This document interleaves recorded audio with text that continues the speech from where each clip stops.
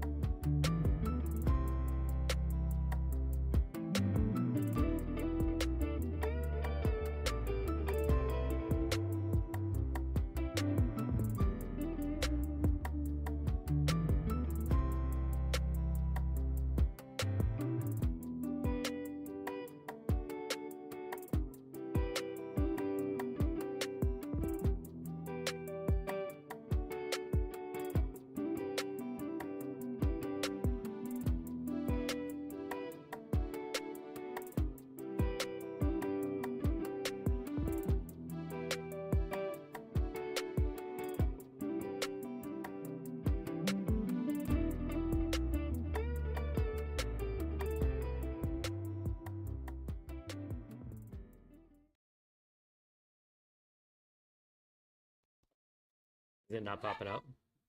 Oh, I haven't tried it yet. Give me 2 minutes.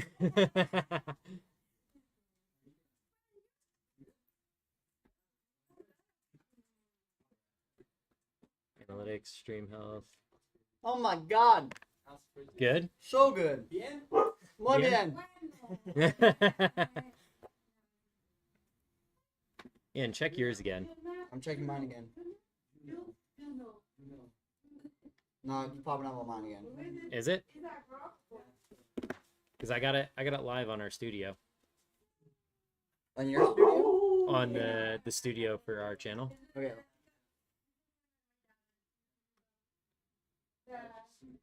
We might just have to do it not live.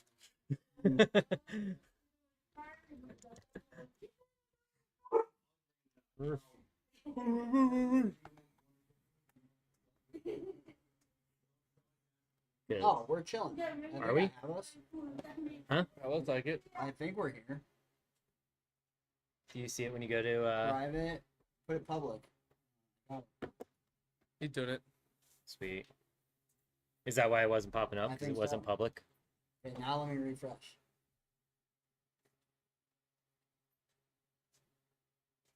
Refresh.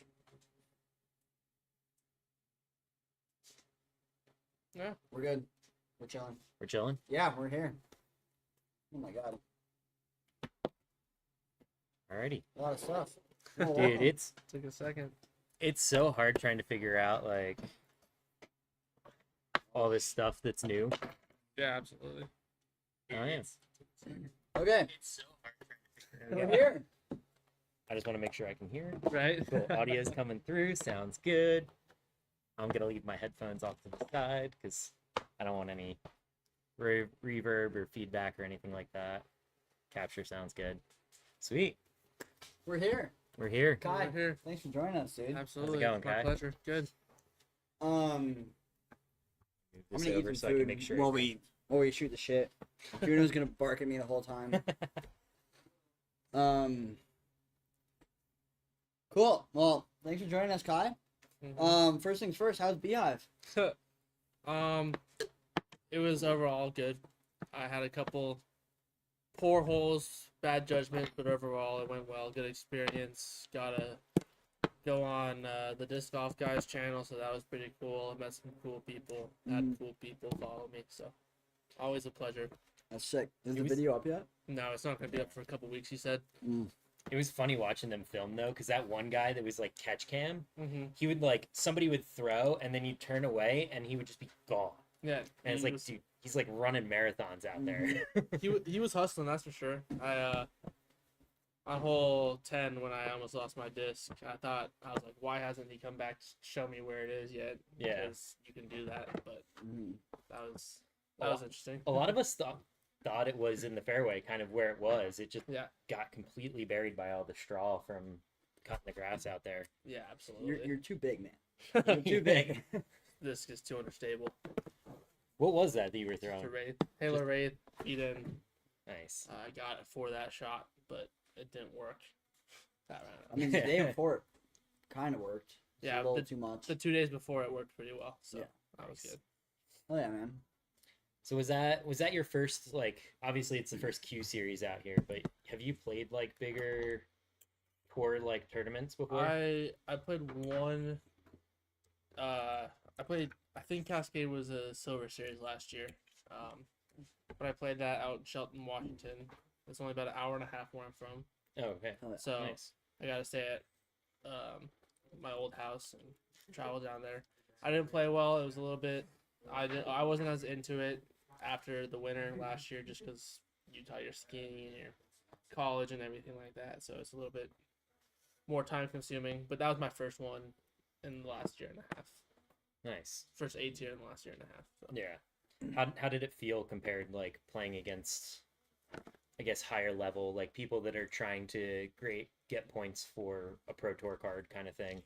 Yeah, I sort of I agree with the Q series idea of it. I like how they're making people qualify for a silver card or a tour card, whatever you call them. I do believe that it's a good learning experience too, because you're not going to have the full tour there. You're going to have max a couple 10, 20, 10, 30 rated players most of the time. And it'll teach you how to compete at the highest level without actually competing at the highest level. I think that it was a blast. I had good time at the fort, like always. It's a good course. Shoot. I sort of forgot what your question was, but it's a good experience, especially for the 950 to 1,000 rated players who are still working their way up. I think once you do have a silver card or a Tour card. tour card, there might be some exceptions to not play, just because it gives other people an opportunity. Yeah. But also, the highest rated player there was 10-20. Yeah. So it wasn't like 10-27, I guess, Matt Bell, but it's like, I guess it sort of gave a better opportunity. I was kind of surprised by that too, like looking at some of the people, like Luke Humphreys is there. I didn't realize like how low That's different. his Luke rating Humphrey. is. Huh? That's a different Luke Humphrey. Oh, was it? Yeah, they had the same name. I think Luke Humphrey's on tour is like 1035. Yeah, I was gonna say I didn't think he was that low overrated. Yeah, like somebody like a Matt Bell. He's a local though, Yeah, I believe, to Utah at least, I think he's from or the California. area. He was from California, but he's been playing in Utah for 10 years. Yeah. He's been playing this tournament since Billadu and all those guys, older players, were playing it. So Oh yeah. Sick. I know our experience, Ian, was a little different playing the North Fort 2 days in a row. Oh God. That was Do you want to go first, or you want me to go first? You should go. I'm still. yeah, I'll go. I don't think I think that tournament needed to be broken up into 2 weekends. I think so too. I think they needed to do a pro weekend and an am weekend and make a little more out of like the pro weekend, because you could still have like an A tier am weekend playing different layouts at the fort and still include the North Fort in it, but like make a little bit more out of it. Mm-hmm. The North Fort, the course just it didn't feel ready. It's an open course. It doesn't play anywhere near as difficult as like the fort does. Mm-hmm. And it's just like an overall, I don't know. I played way worse at the North Fort than I did the fort. Fair. And I feel like that's kind of just like the vibe a lot of people I talked to got, was just like, hey, is this really an A tier like event that I'm paying $150 to go play the North Fort 2 days in a row in 100-degree weather, baking sun with no shade? Yeah. Like I for what they had, I think Sean did a great job running it. yeah. Gotta give that entire tournament props, because there was flooding for the majority of it. There was 400 players. 400 players. So for one weekend, I think it was pretty well ran. Yeah. Oh yeah. The North Fort in general is a step down, in my opinion, compared to the normal fort. Just because, I mean, if we're talking about it, the fort's world class. Worlds here. There used to be an elite series here. But I agree with you that having that second weekend might have really helped. Yeah. It would have been nice, I think, to play more of the fort, especially for AMs coming out for that weekend. Like I know normally it's real hard when you have tea times like that and you have to get all those MPO guys off every day at the fort. So I get why they had to like separate it like that. But a lot of times it's like, cool, if you want to play MA1, you're going to be playing the higher rated courses most of the time, like we did during Utah States, where you play Brighton twice instead of the Wonder twice, and like you play different and harder layouts. And like that's why I normally try to like play up a lot of times, just because I get to play better courses. Yeah. But overall, fun weekend. Played with a lot of good guys. Yeah. Didn't play great golf, but you know.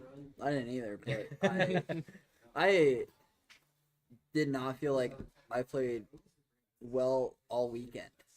Like Thursday at the fort, playing from like mostly reds and blues, and I like hit every line that I could hit. But my scramble game and putting was just abysmal. Like all weekend. Like when you were scrambling, like you'd miss your line by, an inch or two. Mine was like 2 feet minimum. It was just awful. And then Friday, couldn't throw the disc to save my life, but my putting was great. And then like Sunday, I kind of put 2 and 2 together. I think I missed one putt Sunday inside C1. Yeah. 2 putts, they were both on 18, but like a 3-putt at 18, kind of. I don't know if you heard about that. No. It was so bad. Well, like going into Saturday, I was in 7th place. Did not care about the scorecard at all. I'm like, we'll just play and like whatever happens, happens. Yeah. And get to hole 16, coming up to my drive, to throw my upshot on the par 4, and throw my upshot, and the guy's like walks up to me. He's like, "Hey man, like you're playing great." I'm like, "Am I?" He's like, "Yeah." Have you not checked scores? I'm like, "No, I haven't looked once." I was tied for second. Yeah. And I was like, "Holy shit!" And then I 3-putted 18, but got solo third, so I can't complain. But it didn't feel like it should have been a 3rd place. But it was still fun. I mean, you also have a lot higher standards for yourself. Like you just started playing tournaments last year, and your ability is way higher than where you play normally during tournaments. That's a lot of people. Like you can go out one week and shoot really well, and then it's a consistency thing, right? Yeah. So I think for you, it's just like that like standard of like, okay, I should have been here, but like kind of played mediocre golf for me, but because of my division that I'm in, it was actually like really good comparatively. Yeah. And that just means that you need to move up, right? You're gonna start playing in harder divisions, and I'm gonna come join you in MA2 or something. I don't know. dude. Maybe I'll just jump straight to MPO with Kai and just shoot 40 over every course. When I first started playing, this was 2019. I started in MA2 and I was 835, and it was the best experience for me because you'd have these 920 rated players, and then you'd have these. I mean, naturally you're gonna have some 780 to 810 rated players. For sure. And it's just like I think playing up to a certain extent is the best thing you can do to improve mentally, and for maybe sure. even skill wise, For sure. because you have more opportunity and you have a little bit higher competition. So it depends for everybody. But Yeah. Also, when you see people like hitting every line, you're like, I need to keep up with that person doing that versus like everybody else on your card hitting like first available, or they can only throw like 250, and you're like, well, I was gonna go mid range and everybody's throwing driver. Am I like second guessing myself? Is it not like Well, like just this easy shot? I think last year like really hurt because I was like in a division weight. I was in MA1 last year, my first tournament, because I just didn't know any better, and I did not finish dead last. I was second to dead last, but it just like burned the confidence. I was like, I don't want to play this sport anymore. So like went down to MA3, built some confidence back up, and like this is just like okay, let's build the confidence, and now it's like okay, let's jump up to probably MA2 or something. Yeah. Compete with Dave. Well, and I have my one buddy that plays out in Colorado. He started playing MPO when he was like I think like 930, 940 because he was just like kind of tired of the funny money. Like, yeah, it's great, but like I don't need credits to a store or like discs or anything like that. Like, For sure. I want to at least compete and see where I can get to, and if I can make some money off it, great. Like, Yeah. that's way better than being like, oh, here's 12 discs as a part of your player pack. For sure. And it's like, yeah, I don't necessarily need 12 new discs. I mean, the basket's nice, the discs are nice. I did get my payout today, $70 Heck yeah, for infinite credit. Oh, I'll Not work. bad. I'll do. Yeah. couple discs. Get this. Yeah, Or but get some used gems up there. There's a couple good misprints up there that you can get for like $10. I'll have to go check that out. All right, Kai. How did boy. you get into disc golf? Oh shit. Yeah, I want to hear this story because I don't think I've ever heard it. Okay, so I switched middle schools between 7th and 8th grade out of Washington State, and my PE teacher Cooper Rooks, awesome guy, awesome human. He was like I lived on this island called Bainbridge Island, and they were putting in a disc golf course there. And so he would take some of us out, like at the end of the class period. He would drive us to there for like field trips, or Yeah. quote unquote, sort of. And he would we just go throw. And so I was like one of the first throws on that course. They like put in the day of. I went out there. I threw. I was like, oh, I really like it. And then a couple weeks later, I was at my grandparents' house in Seattle, and I was like, hey, can we go throw down at this course, Lakewood, which is near SeaTac, which is near the airport. Anyway, played there, really liked it, kept going by myself. Started with like 4 or 5 DX discs, and then from there I just got really into it. And then COVID hit Washington State really hard. It made everybody go into hibernation for 6 months. For sure. And disc golf was a really good way where you could go out and play without by yourself and without spreading it. Yeah. So that's when I got really into it, like a lot of people did. And then I started playing MPO. First year was 2021. Okay. So my fourth year. This is my 4th year. Damn. nice. Hell yeah, dude. That's Yeah. sick. Yeah. It's a good way to get into it. I Yeah. got I mean, I got into it during the pandemic as well Yeah. as like a additional thing. I mean, outdoorsy people just like being outside, and it was something that you could go do by yourself that was a little bit like different and new, and like you could suck at it and be like, cool, I want to get better at doing this thing because Yeah. I'm like all right at it. But For sure. definitely been more of a passion afterwards. Yeah. Absolutely. I think there's always that one moment that everybody remembers. Yeah. First base. First yeah. ace or just throwing, dude. Like I think like the second time I went out and played, was throwing DX leopards, and of course I didn't know how to like throw off a tee or whatnot. It was one of the hill holes. It was a old C at Creekside, Yeah. and I threw straight down the hillside on the left from that tee box because obviously, being a beginner, not knowing how to play, just Yeah. went straight down there. And so I was probably still 150, 200 out. DX leopard just right into the basket. Oh yeah. It's just like, hell yeah. All right, now I get it. Like, take for granted it's a birdie, but like, Yeah, I think like one of my first ones was before that. My ace was the kid at Creekside would go in the water, pull this out, and they'll sell them back to you. I was new to disc golf. I had 2 discs, and they were like, "Hey, like come buy some discs." I bought a DX yellow Wraith. That was my driver for the longest time. Then I lost it. Went to play it again. Bought a pink Star Wraith, and I had that thing since for almost a full year before I lost it on 11 on Creekside. So sad day. I I love that disc. talking about memories. I think my first big one was throwing this Anheuser on the first hole on that 9-hole course that I played every single day. with a DX White T-Bird 167. I just canned it, and I mean, I was the only one there. I was super excited. I was 14, but Yeah. still one of the best moments of disc golf Yeah, because that's really sick. it just gets you so involved with it. So. Mhm. Well, it's also like when you have a course that close, like Creekside for us, Roots is just as far away of a drive, a little longer miles wise, but like it's so cool. Just like go out, play, and we see the same people at the court, like the courses around here. Yeah. See the same Mhm. people at Roots, same people at this on 6, same people at Creekside, same people at Ford even. Yeah. We saw you up there twice. Yeah. Before the tournament, so. Mm-hmm. I have a very vague, odd question. Yeah. How the hell did you get so good? What question were you all ask? Yeah, right. I'm Was it just like playing local courses? Like what? Like I put a lot of time into it. Like, yeah, For school, when I was a sophomore in high school, we'd have 3-hour classes. I'd be online too, so 3 hours of classes. oh, yeah.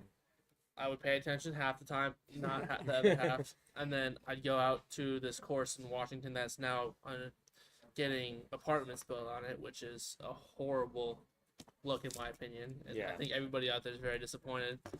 But I just play that course from the blue and gold tees every single day, and Nice. and then I had a basket in my backyard, and I just putt. Yeah, and as my body's gone, as I've sort of matured a little bit, body wise, gotten stronger, gotten taller, everything's sort of been incorporated with the form. I've had the same form for a long time, putting wise especially. Like I haven't switched up my putters or my putting form in 4 or 5 years, so it's sort of just like it helps. The repetition helps. Yeah. Do Do you think just like playing like harder courses or just like I think it's a little bit of both. I just watched Bradley Williams in the bag video, yeah, and he mentioned that it's 30 to 40% of the time you're focusing on form and putting, and the other 60%, 70% is playing and just understanding how the discs fly you have, and sort of just understanding how to approach the game from a different side of things. Like, if you don't throw 500 feet, what do you do, right? You throw two 330-foot shots that are identical and that you can replicate every time. So I worked on that for the most part, and I'm nowhere near. I feel like all these tournaments, I feel like I'm not even close to where I should be. right. Like I could remember all 25 of my mistakes this past weekend. I can tell you exactly what I should have done and like what I could have done to fix it. But I think a lot of people at the highest level do that for themselves and critique themselves at the highest level. And so, yeah. Brett said, "Way to make lead card." Thank you, Brett. How was it? Like, was that your first time being filmed? No. Okay. I was filmed by a couple lower filming, or a couple guys that just film regularly out in Washington. This one by far was the most nerve-wracking. I was on. I mean, I actually knew everybody on the card too. It was like a good time, and I played with Connor before. I played with Jake before. Jason seemed like he was super chill. I didn't have to there was nothing Yeah. like I was like worried about. But 100,000 subscribers is a lot of people. Yeah. And Yeah. so you have to carry yourself differently. I feel like not differently, but you have to like be a little bit more cautious about what you do or what you say or how you go about the course. And I'm not putting like excuses out there, and it definitely wasn't nerves that made me do what I did on half of those holes, but it was definitely it felt like a higher level tournament just because it was quiet and there was spectators and there was a camera crew, Yeah. and so Yeah, that was my thing. Like, I was staying back in the gallery because I was like, I don't want to be anywhere near this. I'm just gonna like be away from it It all. was- And It was kind of like trippy because like when I caddied for you Thursday, like it was a we were pretty chatting. it was like, a different car, that's for sure. Oh yeah. Well, we had like well, it wasn't. There's nothing at stake necessarily Yeah, day one. for Like sure. there is, but there isn't. Sure. versus final day lead card. You're like, oh, we're actually playing for something here. Yeah. Like, what was the winner? Would the winner get like 2,000? $2,000, yeah. Yeah, like that's a lot of money for people. Like, No, it was definitely like weird. And then like seeing you Saturday, I was like, he's stressed out. And like, dude, you guys did not talk at all until hole 6. Yeah. And then 6, 7, 8, 9, you guys were talking a little bit. Hole 10, everyone's shut up again for like, I think till you threw your disc in the water on 13. Yeah, it was. I don't know. I've only played with this handful of pros, like tour pros, Yeah. and I think everybody does it. I don't think I've seen one person that doesn't shut up as soon as they have a bad throw, or everybody goes quiet. Yeah. Or they either go quiet or they get really frustrated. And as much as we all want to believe that we have good mental games, everybody is going to be frustrated at some point or another on that course. Yeah. And everybody hides it really well because we're on camera. Yeah. But I mean, knowing people, we were all hole 10. Jake made an error that he wasn't supposed to make, right? And then after that, I made a mistake I wasn't supposed to make, and so we were both a little bit frustrated. And then after the next couple holes, it lightened up again, and we were all friends, like, Yeah. so it was a little bit easier to talk with people. Yeah. But, Well, then like 18 comes around and like Connor's locked in, and then the rest of you guys were just like, you and Jake were just like shooting shit, and you're like, Jake, watch this. You rip your raid on 18? or your destroyer. On 18? Yeah, Yeah. that was a horrible shot. Yeah. But you that came right at me too, sitting like What's up, Dijon? on the other side, just like I was like, okay, I'm on the picnic tables, I'm in the OB section, should be all right. All of a sudden, 500-mile-an-hour disc coming straight at me, just hits the tree. I threw that with a lot. I threw that with a lot of power. The first 2 days, I undercommitted and threw them into the trees on the right side of the fairway, and dropped in the water on one, and then a regular position on the first day. And I got a 4 all 3 days, but I was like, just overcommit if you have to. Yeah. I unfortunately did, but oh well. That's kind of how I felt on the last day. Like, I wasn't playing well throughout the weekend, but I was like, if you don't do anything else, just commit to everything that you do throughout the day and deal with the results of like those shots. Yeah. Like, I had so many putts early on that I was just like leaving short, or just like, oh, I don't want to go long on this because I don't want to have to make like a 25-foot comeback or something like that. Yeah. And like the last day I was like, no, just throw the putt. If you have to make a 30-foot comebacker, be confident and throw the putt. Like, don't be scared of it. And I felt so much better playing that round, even hitting first available on hole 3. I still felt so much better throughout the round of being like, okay, like I actually played properly and not scared. Yeah. I think that was hard for me to get back into that like mindset throughout the weekend of like not playing scared and just like attacking the courses. Yeah. Yeah. I don't know what you guys are talking about. Sorry, I needed water. No, you're good. What's something that like you do, Kai, to like help? Like, obviously, like, you know, you throw a bad shot, you miss a putt, like things happen on the course, but like, what's something you do to like A, keep your composure, or B, when you lose the composure, like regain, like focus on the next shot? Yeah. That's a hard question because it's you're always working on it, no matter how good you are, no matter how well you play, no matter how mentally sound you are. Even the quietest people have mental struggles, at least unless you're like the top of the top, right? Or you've been working on it for years. Am I talking too softly? No, you're good. No. It's just I'm watching the meter because the one week we had an issue with the mic, Oh, so I'm like eyeing it and making sure that it's all good and just making Okay. like minor adjustments if needed. All right, perfect. Just tell me if I'm speaking too softly. No, you're good. But one of the biggest things I do before every shot is pick an aiming point. You know, realistically, I had a couple shanks or pulls throughout the tournament, but I feel comfortable enough with my form that if I think about hitting a certain spot on the course, I'm gonna hit it. If I don't hit it, I'm competent with my scrambling game and my putting, especially my putting. That's what saves me on the course. Yeah. When I'm really frustrated, it's really hard for me to get back into the groove. It doesn't happen a whole bunch. At least this year, it hasn't happened a whole bunch. Um, I mean, I'll just remind myself that I'm a competent player. Like when I play okay, I average 1020 rated golf. When I don't play well, I average 980 rated golf to 1000 rated.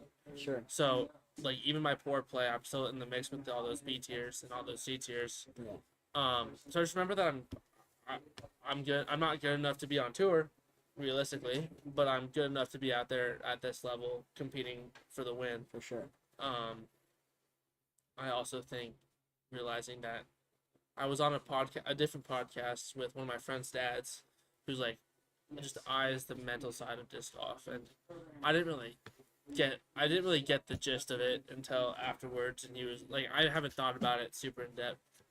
But just realizing that I'm out there to have I practice and I'm hard on myself during practice to have a good time on the course. Yeah. And that's where the fun is, and that's what you do. That's what you want to do, right? When you practice and when you play for fun, most of the time you're practicing for a bigger goal, and that's to just play well on the course and enjoy yourself out there For sure. at the tournament level. And I think that's really helped me. I'm out there. I practiced the last 2 weeks. I've been pretty hard on myself. I've spent a couple hours each day putting, throwing, working on my form. Not to that extent sometimes, but you're like, okay, just take that onto the course and remember that you're good enough to be out there. Or you're and if you don't play well, right? Or if you don't practice enough, or you don't, just be like, what is one thing I'm working on? What is one goal, right? Yeah.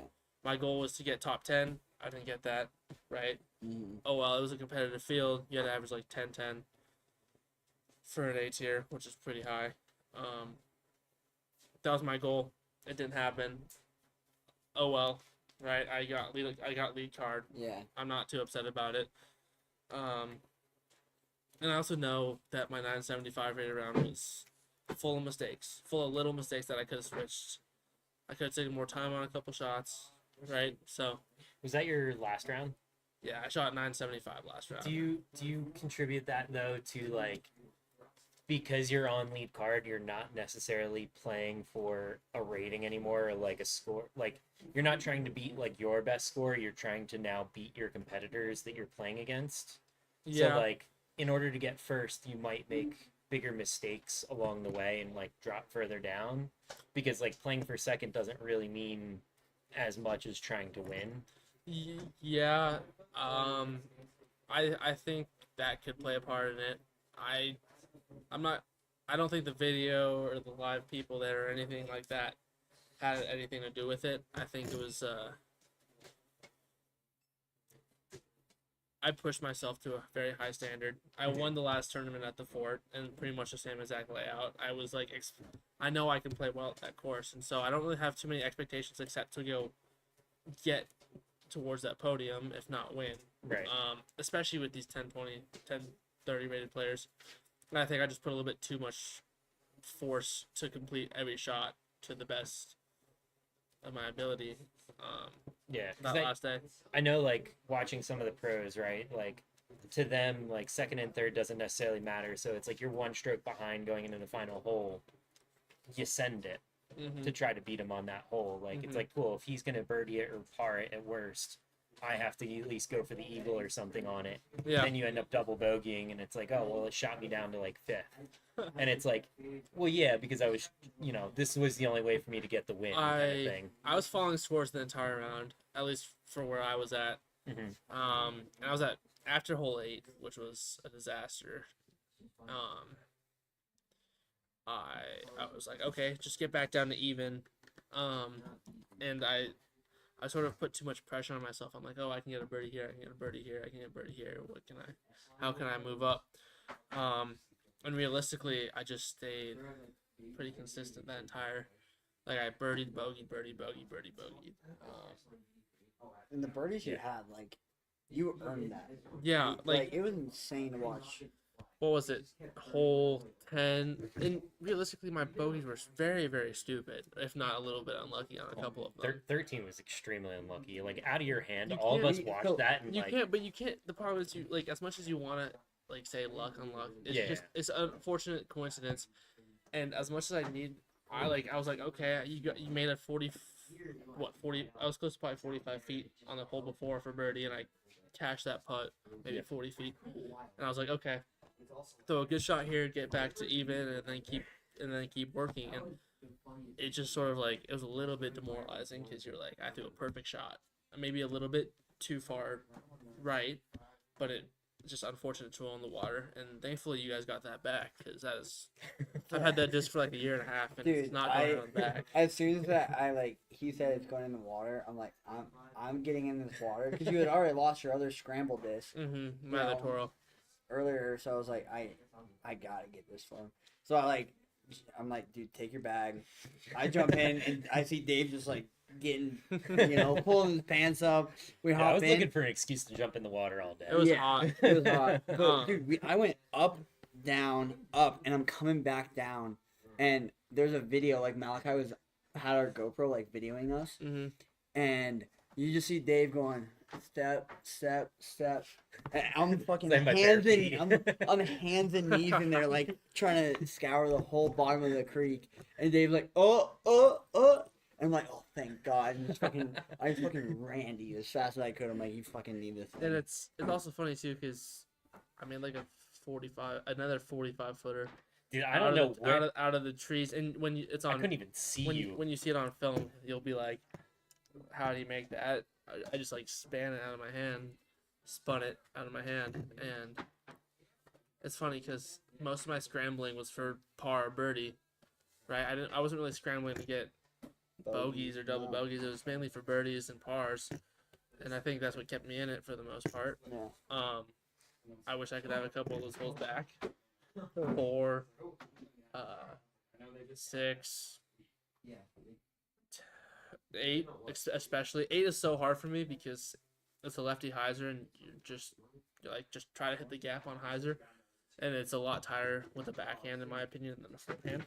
That's how I feel, because like we played North Fork kind of comparison, hole 15, where it's like a 3-foot gap off the tee box, and in our practice rounds, Is that the one backhand, up the hill? yeah, the one up the hill, Yeah. played as a par 4 out left, so you do want to throw, like, as a righty, the backhand hyzer to kind of get distance, but also it's kind of blind if you're like throwing into it and you're trying to throw too hard. So I just go forehand every time, because I'm like, cool, I'm looking at my aim point as I throw every time to make it a little bit easier. And yeah, but that hole really demoralized me. Just because I was like, okay, you're at par. You saved par on 3 from the drop zone, which was incredible. Yeah. I was just like, hey, you know what? If it's my day, it's my day. At that point, I threw pretty much good shots on every single hole, tee wise. Yeah. I mean, Yeah, I mean, nine, you had an eagle look almost. yeah. I mean, 1, 2, 3, 4, 5. 5, they all were good shots off the tee. I just couldn't capitalize on the up shots. So I thought I was gonna get a switch in momentum, and the almost lost disc really was like frustrating to me. And I didn't do well with that hole. And then hole 13 was the other one. Yeah. And then I was like, okay, you can get back down to par. On 16, missed my 30-footer, which was a little bit interesting because I felt like I was pretty automatic from circle 1 that day. And then it was just stay alive at that point. So, but Yeah.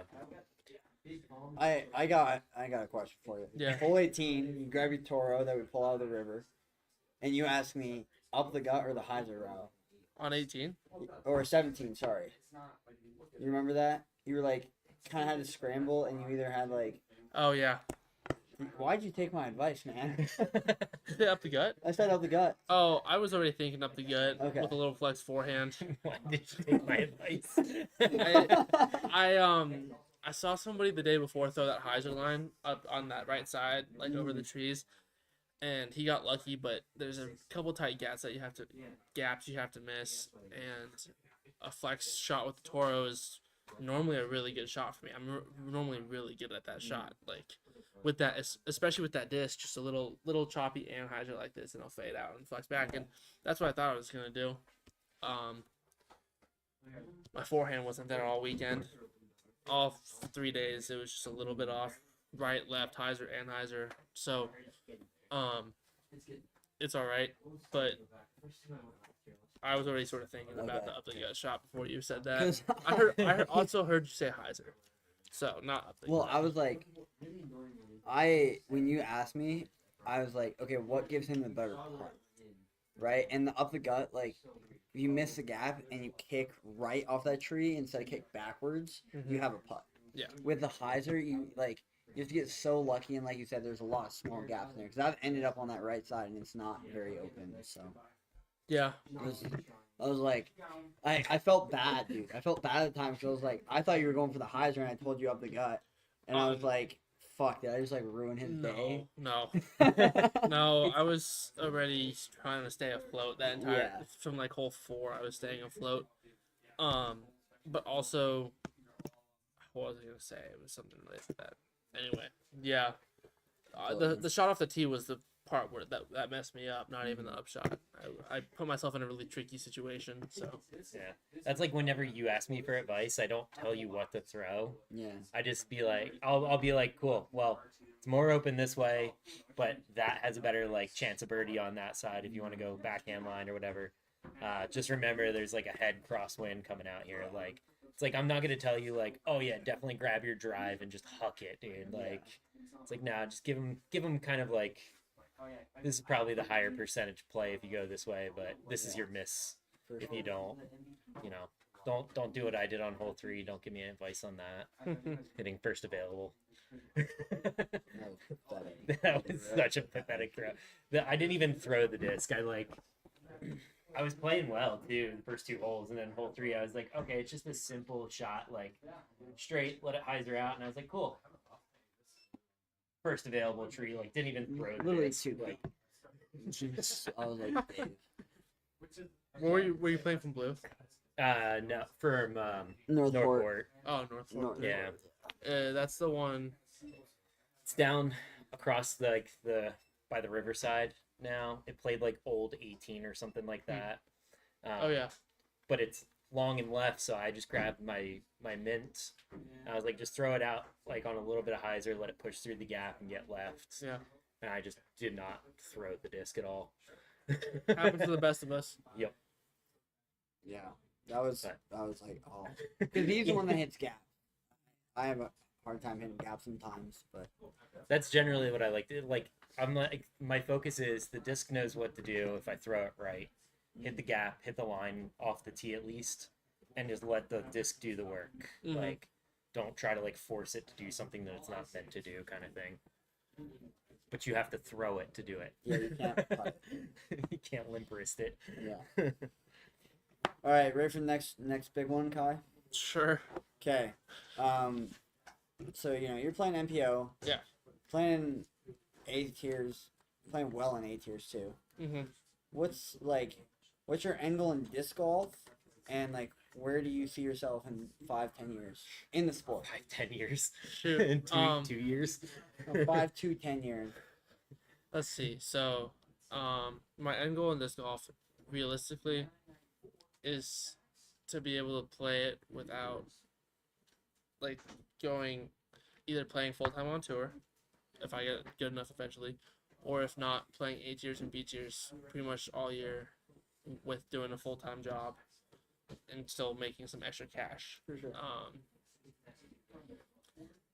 I think within the next couple years, hopefully, I'll be up to that point where I can at least start playing on tour, getting a little bit more familiar with it. My plan right now for college is to go to grad school for physical therapy, so that pushes everything back another couple years. Yeah. I might take a gap year and buy a band and tour that after my senior year, so in a couple years. But in 5 to 10 years, I'm hopefully touring, traveling the country, because that's what everybody wants to do. Yeah. And it seems like it's the only viable option for really playing the pro tours without spending a whole bunch of money. For sure. Because like once you're at the highest level, you can fly to them and stuff, but nobody's gonna pay a 10-10 rated player to go do that. So my end goal in 5, or where I see myself in 5 years, touring. What I want, end goal, just have fun with it. It started as a hobby and it started as something where I can go and enjoy myself. So no matter where I end up, I'll probably be playing pro for the rest of my life, right? MP40, MP50, but just enjoying it and remembering that I'm out there to have fun too. For sure. Especially when I'm not playing tournaments, enjoy having fun out there. So. Do you have any big sponsors yet, or No. I have this one store in Washington called 360 Disc Golf, which is the area code. But I didn't play much last year. I was really frustrated with the sport, so I just decided to take a year off. Pretty much, I took 10 months off from tournament to tournament. But we'll see. I'll probably apply, or if I get good enough this year, I'll probably find something. nice? So. We've talked about this a couple times now. Would you rather have like a single manufacturer bag or like a mixed bag if possible? Depends what brand wants to sponsor me.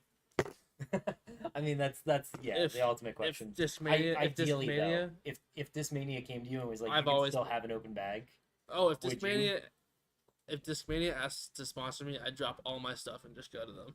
I've loved Discmania since I started disc golf, and it's Prime Eagle and Simon in 2018. Nice. Now, realistically, the smart one would be like Thought Space or Infinite, because you can throw as many discs as you want, right? But Discmania gets your brand out there a little bit more. Yeah. I think Thought Space would be a really cool one too, because their plastic feels so good, and they're open bagged, and I mean they have a lot of good people on their team. Eric so Oakley and James Proctor. Proctor, Chandler Fry, all three of those guys are amazing. Yeah. Met them all once or twice. So sick. Yeah. I'm always curious about that, because I'm like, yeah, if you limit bags to certain people, it's like, oh well, now I can't throw my, I've been throwing a Wraith since I started, and now it's like, oh, I don't have a Wraith. It's like kind of close but not the same or whatever. I'd argue that when you're that good, it doesn't matter. It doesn't matter. Everybody will they will all find their discs, right? So that makes sense. Sure. What's your next tournament that you're? I am playing the Patriot Classic, beginning of July, and then a B tier after that up in Idaho, and then PVO, which is an A tier up in Pocatello, and then I have a couple more A tiers and a couple more B tiers. So Nice. Are you playing Utah States? yeah, I'm planning on it. Okay. I bet Brian. Yeah. Sick. That'll be fun. Yeah. I think I can't do Solitude. Found that out today. I Oh, was yeah. pretty bummed because I wanted to play Solitude, but I think Majestic is probably the next big one. I kind of want to find like a C tier somewhere around to find a C tier just to go play around and I don't know, try and improve my rating. Getting I think mine's probably Solitude. I looked at the Patriot Classic, and it's like 3 rounds at Art Die. Seems like fun, but also it's our I could get real angry. Oh, I would. Playing that When's course. Patriot Classic? July 4th of July, like 5th through 7th. Yeah. Oh yeah, I can't do that. My mom's here, so. Yeah. And also, I've played that course so many times in like tournament settings, and I'm just like, why am I hitting every tree now? But like when I play practice round, I have no issues hitting like half of these. Yeah. That course for some reason just gets in my head. It eats you. If you're playing bad, it eats you for sure. Yeah. But oh, sorry. I'm so tired. Work killed me today, but punishing course if you can't hit lines, but if you can hit lines and have even 320 feet in distance, you're fine. It's all just touch. Yeah. It's a lot of touch. I don't have that. Problem with all these Salt Lake courses is that you can have a 10-10 rated pro and a 900 rated person go out there, and you could shoot the same exact score. Mm-hmm. And I mean that's good for a lot of That's good for some. That's good for lower ratings as well as some people and like tournaments. It sort of is like those easier courses. You have more turnout from the AMs because they know they can play as well. But in terms of ratings, I know most people don't play for ratings, but in terms of ratings, you can go shoot a 10 down out there, and you can have some random guy you've never heard of who plays local tournaments, who's 920, go out there and shoot 10 down too, and it'd be 970 rated golf because you could win with that. But I mean, that was the problem. Creekside Open last year. I shot a 975 rated round, first round, 14 under at Creekside. Yeah. And it's like, I'm not doing that on a random course. Like, you're doing that kind of at your home course that's... Three strokes at your home course. So you shot 11 down, but you know, 3 more because it's your home course and you know what lines to hit, what discs, like all that stuff. Yeah. So who knows? What would you like to have seen different for the Beehive Classic? Like what was something that, like, if you could change it about that whole tournament as a whole, what would you do? Shoot. The only thing, not like you personally. The only like the tournament as a whole. I think everybody wants to play golds and MP. They all want to play the fort, the actual layout. Yeah, like the world's layout. I don't think that's how it should be, which I think Sean did a really good thing. It's if we have 3 days and 300 people, it's really hard to evenly distribute that. Mm-hmm. I think we could have played everything from gold, but given some of the circumstances for tee pads and water, I think he ran a pretty damn well good tournament. Nice. Because that's some more pros, but nobody pro tour wise, nobody wants to come to Utah unless there's a huge tournament out here. Yeah. So because that course is one of the few I know that, like, you do have multiple tee pads that you could change it up round by round. Like, if they wanted to do some of the blues versus the golds and then flip-flop different days, playing, like, a little bit different layouts for people, I think would be kind of cool to see. I kind of like changing up courses. Like, it's like you're in the same place, but it's not the same shot. Like, I think in terms of the fort, the gold layout is such a high standard that keeping that there is... You kind of have to. I think you have to keep that there. At least MPO wise. I bet you they could have switched it up for the... Yeah. I mean, you don't have Matt Bell coming out here to shoot reds, right? Yeah. And shoot 12 down. I mean, he shot 8 down on golds pretty much, which is insane. Yeah, that's crazy. wild. But yeah, I think Sean did a really good job. I think it could have been a 4-round tournament, honestly, too. Keep it Sundays, but being out here in Utah, you never know with that. Things change. So Yeah, that's a choice I think that he made to give a lot of people the ability to play in the tournament. yeah, and hey, an A tier with 80 people is that's a lot of people for just a regular A tier. Yeah, I mean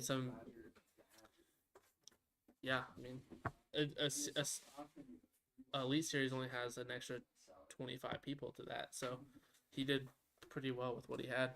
Heck yeah. Should we ask the age-old question? Sure. Your disc. What's a disc that's either been in your bag for a long time? Do you have your bag with you? That's in my car, yeah. Go grab a disc. Let's do it. I think both of you guys know when it's going. I hope so, but you got a lot of weird discs in there, and I'd love to see. Weird is an understatement. I said weird is an understatement. We'll let him go grab his bag. I wanna bug Ben, but he's like just picked up a phone call. Should I do mine then? Oh, you can do yours. I wanted to keep talking, but like I want to do. Oh, God Yeah. damn it! I'm gonna walk away for this. I do not want to be here for it. What? You don't like it? No, Why not? you can talk. That's his disc of the week. What is this of the last week? No, it wasn't. I was a wave. Now it's a sail. All right. This has been so fun. I'll sit down and listen. I guess. It's such a random disc I never thought I wanted to throw, and then I threw it and was like, oh, is actually really fun. Like, because it is so flippy, but like, tell me that's an 11-speed rim It's a 9. at most. It feels like a 7 to me. 7 or 8. We can feel a 7. I'd give it a 9. It's a little beveled. That's what makes it feel a little bit. Yeah, they give it an 11. Yeah, Which- that's not an 11 speed. No, does not feel like a Wraith, Yeah. but it is flippy and fun. It is. It is. Okay. Talk us through. You brought a got couple. 4. You got I brought a 4. couple. That's fine. I think all of these have a certain role, and if I have a shot I need to hit, it's one of these 4. Plus that pink destroyer I lost on hole 3. Yeah, that one was my money destroyer. Oh well. I have this one, which is a Halo Toro, or a Halo. Wait, no, a Color Glow Toro with a Huck Lab. There we go, Huck Lab Sam. Little bit puddle, very puddle top. Had it for about a year and a half. It's a little bit straighter now. Any upshot, I didn't feel comfortable with this weekend, but all my upshots were a little bit cruddy. But this is normally my go-to disc inside of 270 feet. Would you say that's like beat-in Turo now, where it's like not as I can stable, throw it or... on a little Anheuser and it'll stay straight and then just hyzer out at the end. Nice. I need a replacement for it, but for right now it's doing its job. I might have to go Toro, man. When I pulled this out of the water, I was like running over. This is the best run of Toro in my opinion, the Color Glow. Mhm. I say this is the disc of the week. Oh yeah. I love that. Do you know? Quick plug, not to have anything on there. You're good. Yeah. It does feel nice. It's very Feels zony, yeah. I mean, all the companies have a zone variant, and this one just felt closer to a zone. I threw a zone before, and this one was just so good. I put a mint in my bag for this weekend because I was like kind of missing that zone slot. Mm-hmm. I feel like that for me kind of just dies out of the air versus like a zone normally like glides. Yeah. So I feel like they do something similar, but they're all just like a little different. Like they all have a little different touch. Yeah, dude, go grab your discs. Go grab a few discs, Kyle. I just switched my whole bag. Everything's like That's okay. That Go doesn't grab count, then. some.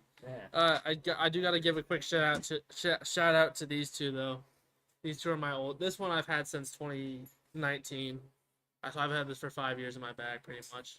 MD3. MD3 color Crown Eagle, still a little bit flippy, but it's buttery. Well, I've only had this in the bag for about 2 years, but it's a KC Pro T-Bird Champion Edition from 2005 or something like that. So That thing is sick. I only bring it out during the summer. Is that like But- very straight, or is it like a little bit flippy Hole now? 4, hole 12, all those shots. Just Okay. Straight little Anheuser fades back, and down at sea level where I originally got it, it is a little bit more flippy. Yeah.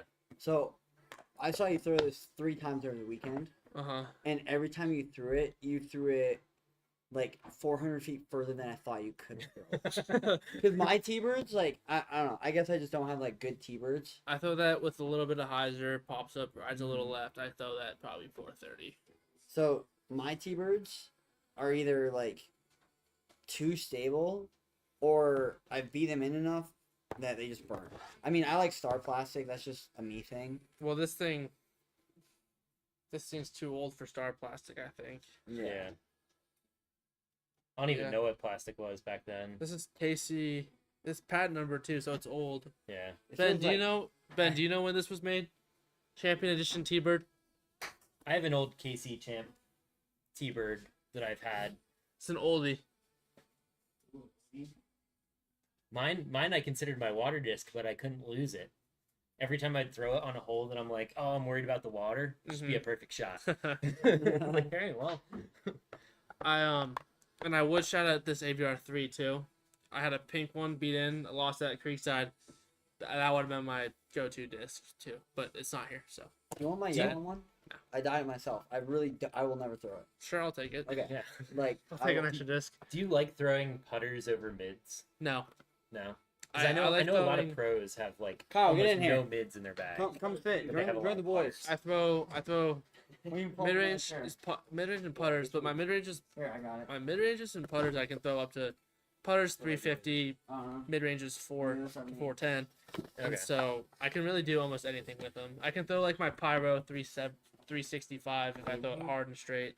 My Rock X3 372. So it's all just Yeah, you're in depends. Do you ever like down tempo on mids instead of throwing a putter? No, I'll always up tempo on putters. Okay. Yeah.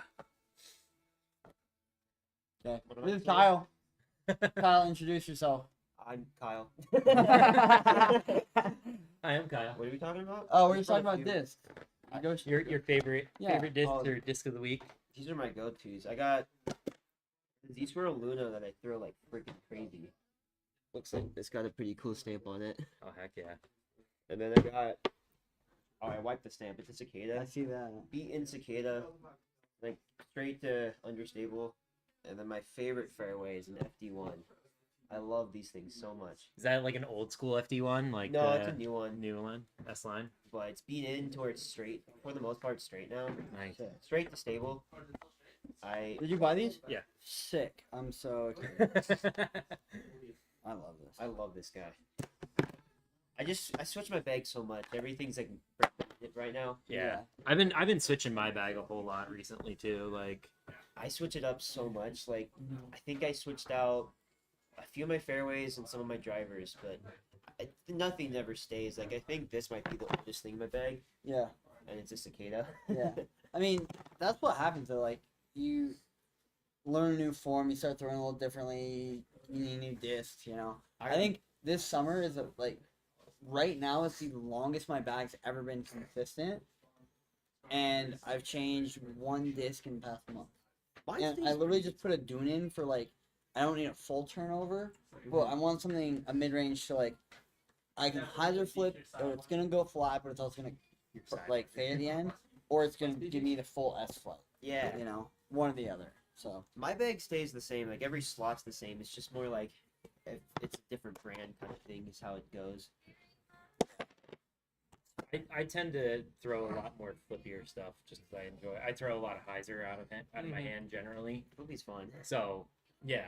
Plus you can get the disc to do fun things. Like I've been able to throw weird lines where it's like I needed to push left, but then like go a little bit right and then come back left, and it's like, Yeah, those like. well, if you flips. throw flippy, you just like something real flippy on a lot of hyzer. It doesn't have time to flip up right away, and then it does later, and then like Those late flips are so cool to watch. yeah, Just goes hyzer and then eventually turns and comes back. Just Yeah. looks great. have you thrown an ozone yet, I've not. dude?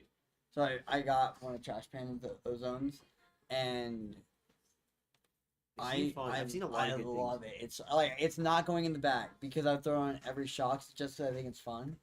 But like I was putting that thing on like 20 degrees of hyzer, and it would flip up, flat, turn a little bit, keep turning, and then fade out at the very end. Very end. I'm like, oh, that is so sick. Yeah. Ben, you got stuff for us this week? Oh yeah, Oh, here. the last second ozone. What is this? What was your sale? What was mine's a I don't sale have this one week. this week. Yeah, Ben, what's me and yours? Dave switch weeks. Go grab some discs, Let's- Ben. Let's talk. I was having a lot of fun throwing this. See it in the. I don't know, Ben's gems, disc of the week, whatever you want. I had a good one in bench. Oh, I got a Ben's gem. I found a PD2, an old Innova made PD2. Oh, did you? Hold on, let's see if I can find. Well, I'll sit here and shoot the shit with you guys. I hope you guys are enjoying this live shit. I'm kind of having fun, you know. Dave said hi. Dave's right here though, so fuck him. Brett, thanks for tuning in. Dijon, thanks for tuning in. Sorry, couldn't. We were in the middle of like deep conversation when you guys commented, so I couldn't say much. But we appreciate you guys tuning in, Whose seat is this? watching live. That's Guys. Ty's, but that's fine. Okay, You wanna cool. take mine? I think the most underrated disc from the whole release, the MVP did last week. Everyone loves a distance driver because folks are like, oh, this is the distance driver that's gonna fix my game, Oh yeah. and that's cool. But I think this is the most useful disc that just released. This is the Detour Neutron Detour. This is also just a sweet stamp. The the kind of they've gone with this Bendy James theme since they did the Bendy James, I think Volts way back when he got in. This disc is awesome. It's like a flippy hex that's got more glide and it's not like too flippy.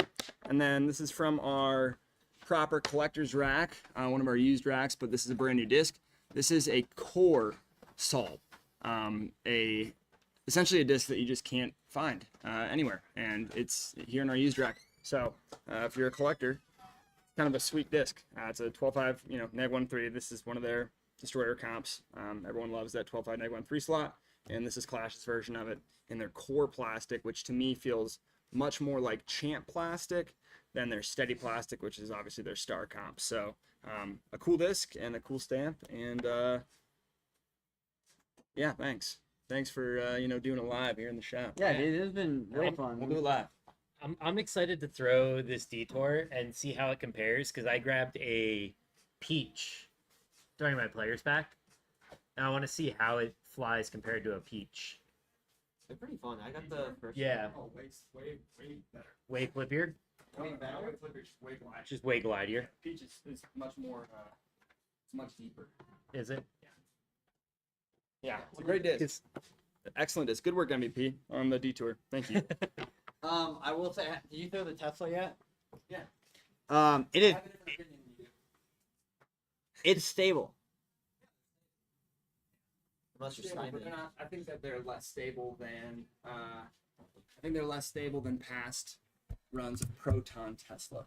I think they're more understable. I think the Proton that this came out in feels more like soft Proton than it does Proton.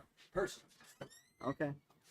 Maybe I just wasn't throwing very hard yesterday because I did throw. We weren't throwing that hard. I No. also think that the numbers on the disc are more 0-2 than like 1-2 in general. Yeah. I've never. No, I would agree with that. Unless you're Simon, you can flip them up, grab a box. Well, yeah, that's Simon was thought though. For I bet Kai could too, maybe. yeah. What? Teslas. You ever thrown a Tesla? I probably. Kai could crush a fucking Tesla. For Kai, us, when are you gonna give the bad throws some throwing tips? So we can get the bad throws out of here and just have good bros. Shoot, whenever. You wanna go right now when it's windy as hell? I have to go home right now. I can do it this week though. I somehow played better in the wind, which isn't necessarily my style, but I think it's because I have a very conservative game a lot of the time, Yeah. and with the wind, it's like, cool, I'll just disc up into a, more stable mid-range, get into a good spot, take a par instead of like running things that people generally do. For sure. For sure. But Yeah. anything else? I don't think so. Ben, do you have anything you want to talk about? Shop updates, anything like that? When are we getting beer? Yeah, that. 2030. Good old Utah. Come, Heather. Come. Heather. Still doing a cool thing on Fridays at 8 o'clock. We are doing a glow league, and it's been a hoot. We had 65 people for our first week. We had 60 people last week, and it's a blast. So if you want to come play a glow league, Friday nights at Creekside, get there at 8 o'clock. We tee off at 8:30. And what other shop updates do we have? I'm surprised you had that many people show up, because there was Yeah, the 125 big people tournament between going two on. weekends, which is pretty sweet. Yeah. And I think that's it for now. Big end of a restock. Yeah, big end of a restock. Yeah, new plastic all the time. That's not news to anybody. Yeah. So, Yeah, you shaved your face. oh yeah, it's too hot out. That's how I felt, shaving my head. All right, let's wrap it up, shall we? Like, yeah. Thanks for coming. Thank you for having me. It was a pleasure. Always, anytime. talking to If you ever want to come hop on, just say hey. Or do anything. Sounds good. Yeah, do anything. will. We're always Good to know. doing. Well, I have a job now, but You do. yeah. We still got some ideas we got to do. We still got to do the used disc challenge that Ben has out. Yeah, we got to do. We gotta do that soon. Yeah, we're running out of video ideas. Well, I have Well, to no. edit 2 videos still. I don't think we're running out of ideas. I think we just have to like Do more. do stuff like. I have to, dude. I have Huh? 2. 100 molds in the shop. Do a review of every mold. Well, that's what Sundays are for. Like 5 a day or something. That's what Sundays are You for. probably do 10 to 20 of them a day. Just be like, here, this is Anheuser, this is Heiser, this is straight. Yep. What does it do? You're assuming that they can throw. You think I can throw Annie, bro? All right, give us anything under an 8 speed, so we can actually get it to fly how it's supposed to. Hey. I can throw an 11. So it'll take an agent to reveal this. Well, it gives a more honest review of how the disc flies for everybody else. It's a good way to do it. Yeah.